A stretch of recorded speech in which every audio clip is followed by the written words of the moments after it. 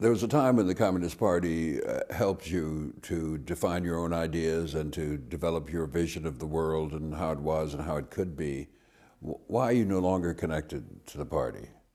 Well, I left the Communist Party not because I felt differently about uh, criticizing capitalism and socialist futures, but because at the time there were constraints against the further democratization of the internal structure of the organization.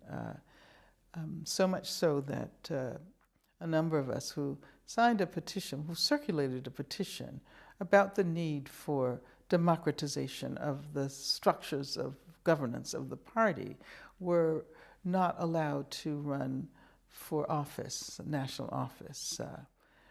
And so, in a sense, we were invited to leave.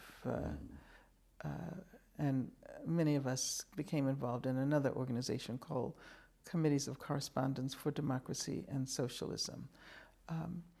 But now, of course, a lot of time has passed. There have been some revelations about the past leadership of the Communist Party, and I'm still close to people who are in the party. I still work with members of the party. I have no bad feelings. And I certainly hope that we can encourage a vibrant conversation, particularly during this moment, about the nature of capitalism and about possible socialist futures.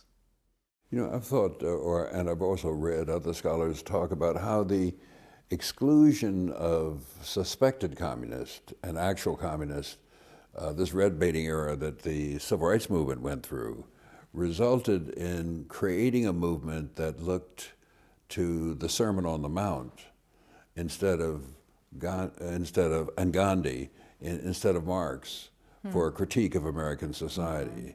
And that we've suffered tremendously because of that, because the absence of this critique, or the absence of the prevalence of this critique, just created a different kind of movement which had different kinds of aims and goals.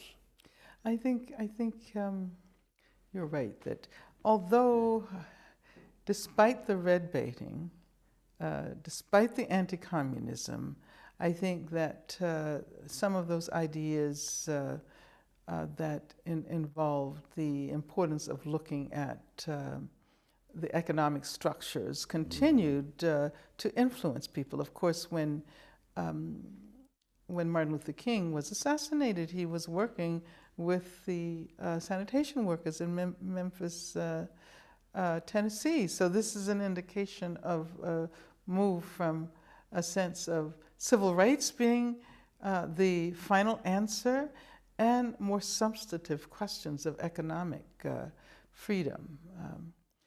But I absolutely agree with you, and I think it's just such a disgrace that so many of the people who have given so much to movements for justice and equality in this country have been completely eradicated from the historical record. Of course, now we're just beginning to see interest in Paul Robeson, and for a long time, nobody knew who W.E.B. Du Bois was, precisely because of the fact that these were two people who did maintain that Marx did offer us something productive for thinking about change, whether it be radical change in the area of race or class.